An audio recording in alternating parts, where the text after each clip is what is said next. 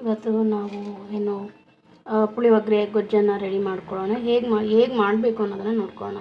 ಫಸ್ಟಿಗೆ ನಾನು ಒಂದು ಈರುಳ್ಳಿ ತೊಗೊಂಡಿದ್ದೀನಿ, 2 ಗೆಂಡೆಯಷ್ಟು ಬೆಳ್ಳುಳ್ಳಿ ತೊಗೊಂಡಿದ್ದೀನಿ, ಸ್ವಲ್ಪ ಕರಿಬೇವು. ಸೊ ಅದಕ್ಕೆ ನೆನೆಗೆ ಇಡಲಿಕ್ಕೆ ಒಂದು ಸ್ವಲ್ಪ ಹುಣಸೆಹಣ್ಣು ತೊಗೊಂಡಿದ್ದೀನಿ, ಸಣ್ಣ ನಿಂಬೆ ಗಾತ್ರ ಅಷ್ಟು, ಜಾಸ್ತಿ ಕೂಡ ಹುಳಿ ಬೇಡ. ಅದರ ಜೊತೆಗೆ ಲಾಸ್ಟಲ್ಲಿ ರುಚಿಗೆ ತಕ್ಕಷ್ಟು ಉಪ್ಪು ಹಾಗೂ ಪುಳಿಯೋಗರೆ ಪೌಡರ್ನು ಕೂಡ ಮಿಕ್ಸ್ ಮಾಡ್ಕೊಳ್ಳೋಣ. ಸೊ ಫಸ್ಟಿಗೆ ಈರುಳ್ಳಿ ಬೆಳ್ಳುಳ್ಳಿಯನ್ನು ಬಿಡಿಸ್ಕೊಂಡು ಕಟ್ ಮಾಡ್ಕೊಳ್ಳೋಣ. ಸೊ ಅದನ್ನು ಕೂಡ ಈಗ ರೆಡಿ ಮಾಡ್ಕೊಳ್ಳೋಣ. ಓಕೆ ಫ್ರೆಂಡ್ಸ್, ಇವಾಗ ಈರುಳ್ಳಿ ಕೂಡ ಕಟ್ ಮಾಡ್ಕೊಂಡಾಯಿತು ಹಾಗೂ ಬೆಳ್ಳುಳ್ಳಿನೂ ಕೂಡ ಬಿಡಿಸ್ಕೊಂಡು ಕಟ್ ಮಾಡ್ಕೊಂಡಿದ್ದೇವೆ. ಸೊ ಅದಲ್ಲದೆ ನಿಮಗೆ ಹೇಳ್ದಂಗೆ ನಾನು ಪೌಡರ್ ತೊಗೊಳ್ತೀನಿ ಅಂತ ಹೇಳಿದ್ದೆ. ಸೊ ಇದು ಇನ್ನು ಒಂದು 4ರಿಂದ 5 ಸ್ಪೂನಷ್ಟು ಪುಳಿಯೋಗರೆ ಪೌಡರ್ ತೊಗೊಂಡಿದ್ದೀನಿ. ಸೊ ಈಗ ಹುಣಸೆಹಣ್ಣು ಕೂಡ ನೆನೆಯಕ್ಕೆ ಇಟ್ಕೊಂಡಿದ್ದೇನೆ. ಸೊ ಈಗ ಒಗ್ಗರಣೆ ಸ್ಟಾರ್ಟ್ ಮಾಡೋಣ. ಇದಕ್ಕೆ ನೀವೇನಾದರೂ ಒಣಮೆಣಸೆಹಣ್ಣು ಪುಳಿಯೋಗರೆ ಗೊಜ್ಜು ರೆಡಿ ಮಾಡ್ಕೊಳ್ಳೋಕ್ಕೆ ಇದ್ದರೆ ಒಣಮೆಣಸೆಹಣ್ಣು ಹಾಕ್ಕೊಳ್ಳಿ. ಇರಲಿಲ್ಲ ಅಂದರೆ ಮನೆಯಲ್ಲೇ ಇರುವಂಥ ಸಾಂಬಾರು ಪೌಡ್ರ್ ಆದರೂ ಸ್ವಲ್ಪ ಹಾಕ್ಕೊಳ್ಳಿ. ಇಲ್ಲಾಂದರೆ ಅಚ್ಚ ಖಾರದ ಪುಡಿ ಇರುತ್ತಲ್ಲ ಅದನ್ನಾದರೂ ಹಾಕ್ಕೊಳ್ಳಿ. ಯಾಕೆಂದರೆ ಪೌಡರೇ ರೆಡಿ ಇರೋದ್ರಿಂದ ಎಲ್ಲ ಇರೋದ್ರಿಂದ ನಾನು ಜಾಸ್ತಿ ಏನು ಅಚ್ಚ ಖಾರದ ಪುಡಿ ಎಲ್ಲ ಏನು ಯೂಸ್ ಮಾಡ್ತಾಯಿಲ್ಲ. ಸ್ವಲ್ಪ ಒಂದು 4ರಿಂದ 5 ಒಣಮೆಣಸನ್ನು ತೊಗೊಂಡಿದ್ದೇನೆ. ಈಗ ಬಾಣಲೆಗೆ ಎಣ್ಣೆ ಕಾಯಕ್ಕಿಟ್ಟಿದ್ದೇನೆ. ಸೊ ಹೇಳ್ದಂಗೆ ನಾನು ಏನು ಎಲ್ಲ ರೆಡಿ ಮಾಡ್ಕೊಂಡಿದ್ದೆನಲ್ಲ, ಸೊ ಅವನ್ನೇ ಹಾಕ್ತಾಯಿದ್ದೀನಿ. ಅಂದರೆ ಇದಕ್ಕೆ ಫಸ್ಟಿಗೆ ನಾನು ಒಣಮೆಣಸನ್ನು ಹಾಕ್ತಾಯಿದ್ದೀನಿ. ಸ್ವಲ್ಪ ಏನು ಅದು ಖಾರ ಎಲ್ಲ ಚೆನ್ನಾಗಿ ಫ್ರೈ ಆಗಲಿ ಅನ್ನೋದಕ್ಕೋಸ್ಕರ. ಮತ್ತು ಅಷ್ಟು ಏನು ಇದಿರೋದಿಲ್ಲ, ಖಾರ ಅನ್ನೋ ಥರ ಜಾಸ್ತಿ ಇರೋದಿಲ್ಲ ಎಣ್ಣೆಲಿ ಫ್ರೈ ಆದರೆ. ಅದಾದ ನಂತರ ಈಗ ಬೆಳ್ಳುಳ್ಳಿ ಕೂಡ ಹಾಕ್ಕೊಳ್ಳೋಣ. ಬೆಳ್ಳುಳ್ಳಿ ಸ್ವಲ್ಪ ಕಾಯ್ತಾ ಇರಲಿ ಇದ್ರ ಜೊತೆಯಲ್ಲೇ ಕೂಡ. ಅದಾದ ನಂತರ ಕರಿಬೇವು ಹಾಕ್ಕೊಳ್ಳೋಣ. ನೋಡಿ, ಇವಾಗ ಕರಿಬೇವು, ಒಣಮೆಣಸೆಹಣ್ಣು, ಬೆಳ್ಳುಳ್ಳಿ ಎಲ್ಲ ಚೆನ್ನಾಗಿ ಫ್ರೈ ಆಗಲಿ. ಸೊ ಇದು ಫ್ರೈ ಆಗ್ತಿರೋ ಹಂಗೆ ಜೊತೆಗೆ ನಾವೇನು ಹಾಕ್ಕೊಳ್ಬೇಕು, ಈರುಳ್ಳಿ ಹಾಕ್ಕೊಳ್ಬೇಕು. ಇದಕ್ಕೆ ನಾನು ಕಡಲೆ ಬೀಜ ಅಥವಾ ಬೇರೆ ಯಾವುದನ್ನು ಕೂಡ ಹಾಕ್ತಾಯಿಲ್ಲ. ಯಾಕೆಂದರೆ ಇದು ಪುಳಿಯೋಗರೆ ಪೌಡ್ರಲ್ಲೇ ಎಲ್ಲ ರೆಡಿ ಇದೆ. ಸೊ ಕೆಲವು ಅಂಗಡಿಗಳಲ್ಲಿ ಸಿಗುತ್ತೆ ಪೌಡರು. ಸೊ ಇದನ್ನು ತೊಗೊಂಡು ಬಂದು ಸಿಂಪಲ್ಲಾಗಿ ಬೇಗನೆ ರುಚಿಯಾದ ರೀತಿಯಲ್ಲಿ ಅಡುಗೆ ಕೂಡ ಮಾಡ್ಕೊಬೋದು. ಇದಕ್ಕೆ ಅಡಿಷ್ನಲಾಗಿ ನಾವು ಒಗ್ಗರಣೆ ಇವೆಲ್ಲ ಹಾಕೋದ್ರಿಂದ ಇನ್ನೂ ಟೇಸ್ಟಿಯಾಗಿರುತ್ತೆ. ನೋಡಿ, ಚೆನ್ನಾಗಿ ಫ್ರೈ ಆಗಿದೆ. ಅದ್ರ ಜೊತೆಗೆ ಈರುಳ್ಳಿ ಕೂಡ ಹಾಕ್ತಾಯಿದ್ದೀನಿ.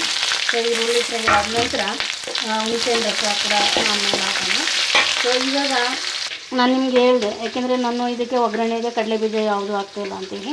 ಸೊ ಈ ಪೌಡ್ರಲ್ಲೇ ಕಡಲೆಬೀಜ, ಉದ್ದಿನಕಾಳು, ಸಾಸಿವೆ ಮತ್ತು ಏನು ಒಣ ಕೊಬ್ಬರಿ ತುರಿ ಮತ್ತು ಎಲ್ಲ ರೀತಿಯ ಪೌಡರ್ ಏನು ರೆಡಿ ಮಾಡಬೇಕು ಅದೆಲ್ಲ ರೆಡಿ ಇದೆ. ಜಸ್ಟ್ ನಾನು ಅಡಿಷ್ನಲಾಗಿ ಒಗ್ಗರಣೆ ಇದನ್ನು ಹಾಕ್ತಿರೋದ್ರಿಂದ ಇನ್ನೂ ರುಚಿಯಾಗಿರಲಿ ಅಂತೇಳಿ ಸೊ ಇದನ್ನು ನಾವು ರೆಡಿ ಮಾಡ್ಕೊತಿದ್ದೀವಿ. ಈಗ ಹುಣಸೆ ರಸವನ್ನು, ಈರುಳ್ಳಿ ನೋಡಿ ಈಗ ಆಲ್ರೆಡಿ ಈರುಳ್ಳಿ ಫ್ರೈ ಆಗಿದೆ. ಸೊ ಇವಾಗ ಅದ್ರ ಜೊತೆಗೆ ಹುಣಸೆ ರಸವನ್ನು ಆ್ಯಡ್ ಮಾಡೋಣ. ಲಾಸ್ಟಲ್ಲಿ ಪುಳಿಯೋಗರೆ ಪೌಡ್ರ್ ಹಾಕೋಣ. ನಂತರ ಇದು ಪುಳಿಯೋಗರೆ ಪೌಡ್ರೆಲ್ಲ ರುಚಿ ಏನು ಚೆನ್ನಾಗಿ ಫ್ರೈ ಆಗಬೇಕು. ಫ್ರೈ ಆದ ನಂತರ ಅದಕ್ಕೆ ಉಪ್ಪನ್ನು ಲಾಸ್ಟಲ್ಲಿ ಹಾಕೊಳ್ಳೋಣ. ಇವಾಗ ಫ್ರೈ ಆಗಿದೆ. ಇದ್ರ ಜೊತೆಗೆ ಹುಣಸೆ ರಸವನ್ನು ಕೂಡ ಹಾಕ್ಕೊಳ್ಳೋಣ. ಜಾಸ್ತಿ ಹುಣಸೆಹಣ್ಣು ಕೂಡ ಹಾಕ್ತಾಯಿದ್ದೀನಿ, ಯಾಕಂದರೆ ಸ್ವಲ್ಪ ಹಾಕ್ತಾಯಿದ್ದೀನಿ.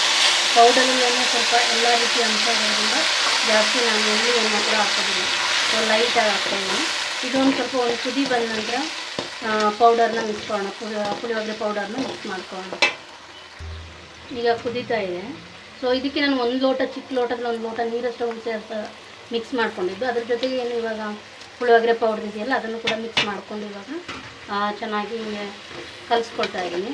ಸೊ ಒಂದು ಸಣ್ಣ ಒಂದು ಮೀಡಿಯಮ್ ಉರಿ ಹಾಕ್ಕೊಳ್ಬೇಕು. ಜಾಸ್ತಿ ಸೀಡ್ಲಿಕ್ಕೆ ಹೋಗಬಾರ್ದು, ಯಾಕೆಂದರೆ ಇವೆಲ್ಲ ಒಗ್ಗರಣೆ ಎಲ್ಲ ತುಂಬ ಸೀಡಿದ್ರೆ ಟೇಸ್ಟಿ ಬರೋಲ್ಲ. ಸೊ ಮೀಡಿಯಮ್ ಫ್ಲೇಮಲ್ಲಿ ಹಾಕ್ಕೊಂಡ್ರೆ ಚೆನ್ನಾಗಿ ಫ್ರೈ ಆಗಬೇಕು. ಸೊ ಇವಾಗ ರುಚಿಗೆ ತಕ್ಕಷ್ಟು ಉಪ್ಪನ್ನು ಹಾಕೊಳ್ಳೋಣ. ನೋಡಿ, ಇದನ್ನು 5ರಿಂದ 10 ನಿಮಿಷದವರೆಗೆ, 5 ನಿಮಿಷ ಸಾಕು, 10 ನಿಮಿಷ ಬೇಡ, ಒಂದು 5 ನಿಮಿಷದವರೆಗೆ ಚೆನ್ನಾಗಿ ಇದನ್ನು ಏನು ಪೌಡ್ರ್ ಹಾಕಿರ್ತೀವಲ್ಲ ಸೊ ಅದನ್ನು ಕುದಿಲಿಕ್ಕೆ ಬಿಡಬೇಕು. ಯಾಕೆಂದರೆ ರುಚಿಗೆ ತಕ್ಕಷ್ಟು ಉಪ್ಪೆಲ್ಲ ಹಾಕಿದ್ದೇವೆ. ಸೊ ಇದು ಚೆನ್ನಾಗಿ ಸಿಮ್ ಉರಿಯಲ್ಲಿಟ್ಟು ಫ್ರೈ ಮಾಡ್ಕೊತಾ ಇದ್ದರೆ ತುಂಬ ಘಮ ಘಮ ಅಂತ ಇರುತ್ತೆ. ಸೊ ಇವಾಗ ಅದಕ್ಕೇ ಒಂದು ಏನು ಅನ್ನ ಮಾಡ್ಕೊಂಡಿರೋದನ್ನು ಮಿಕ್ಸ್ ಮಾಡಿಕೊಂಡ್ರೆ ಇನ್ನೂ ಟೇಸ್ಟಿಯಾಗಿರುತ್ತೆ. ಸೊ ಇವಾಗ ಈ ಕಡೆ ಒಂದು ಸೈಡ್ ಗೊಜ್ಜು ಕೂಡ ರೆಡಿಯಾಗಿದೆ. ಇದೇ ಗೊಜ್ಜಿಗೆ ನಾವು ಕೂಡ ಈಗ ಅನ್ನವನ್ನು ಕೂಡ ಮಿಕ್ಸ್ ಮಾಡ್ಕೊಳ್ಳೋಣ. ಪುಳಿಯೋಗರೆ ಗೊಜ್ಜು ತುಂಬ ಟೇಸ್ಟಿಯಾಗಿರುತ್ತೆ. ಕೆಲವೊಂದು ಸರಿಗೆ ನಾವು ಹೊರಗಡೆ ಹೋಗ್ತಾ ಇರ್ತೀವಿ ಅಥವಾ ಏನೋ ಕೆಲಸ ಇರುತ್ತೆ, ಆ ಟೈಮಲ್ಲೆಲ್ಲ ಏನು ಗೊಜ್ಜನ್ನು ಪ್ರತಿ ಸರಿ ಮಾಡ್ಕೊಳ್ಳಿಕ್ಕಾಗಲ್ಲ. ಸೊ ಅಂಥ ಟೈಮಲ್ಲಿ ಜಾಸ್ತಿ ಕೂಡ ನಿಮಗೆ ಎಷ್ಟು ಕ್ವಾಂಟಿಟಿ ಬೇಕಿರುತ್ತೋ ಅದೇ ರೀತಿಯಲ್ಲಿ ಈಗ ನಾನು ತೋರಿಸಿರೋ ವೀಡಿಯೋದಲ್ಲೇ ಸೊ ಇದೇ ರೀತಿಯಲ್ಲಿ ನಿಮ್ಗೆ ಎಷ್ಟು ಬೇಕೋ ಪ್ರಮಾಣವನ್ನು ಅಳತೆನ ಸ್ವಲ್ಪ ಜಾಸ್ತಿ ಮಾಡಿಕೊಂಡು ನೀವು 1 ವಾರದವರೆಗೆ ಅಥವಾ 1 ತಿಂಗಳವರೆಗೆ ಕೂಡ ಇಟ್ಕೋಬೋದು ಫ್ರಿಜ್ಜಲ್ಲೆಲ್ಲ. ಅಥವಾ ಹೊರಗಡೆ ಇಟ್ಕೋತೀನಿ ಅಂದರೂ ನೀರು ಮಿಕ್ಸ್ ಮಾಡಬಾರ್ದು ಅಷ್ಟೇ. ಯಾಕೆಂದರೆ ಇದನ್ನು ನಾವು ಎಲ್ಲ ಫ್ರೈ ಮಾಡಿ ಇಟ್ಕೊಳ್ಳೋದ್ರಿಂದ ಏನು ಕೆಡೋದಿಲ್ಲ ಪುಳಿಯೋಗರೆ ಗೊಜ್ಜು. ಅಪ್ ಟು ನೀವು 1 ವಾರ ಓಪನ್ನಲ್ಲಿ ಹೊರಗಡೆ ಇಟ್ಕೊಳ್ತೀವಿ ಅಂತಂದರೆ ಸೊ ನೀವೇನಾದರೂ ಫ್ರಿಡ್ಜಲ್ಲಿ ಇಟ್ಕೊತೀವಿ ಅಂದರೆ 1 ತಿಂಗಳವರೆಗೂ ಕೂಡ ಇಟ್ಕೊಬೋದು, ತುಂಬ ರುಚಿಯಾಗಿರುತ್ತೆ. ಸೊ ಇವಾಗ ರೆಡಿಯಾಗಿದೆ ಗೊಜ್ಜು. ಇವಾಗ ಅನ್ನ ಕೂಡ ಮಿಕ್ಸ್ ಮಾಡೋಣ.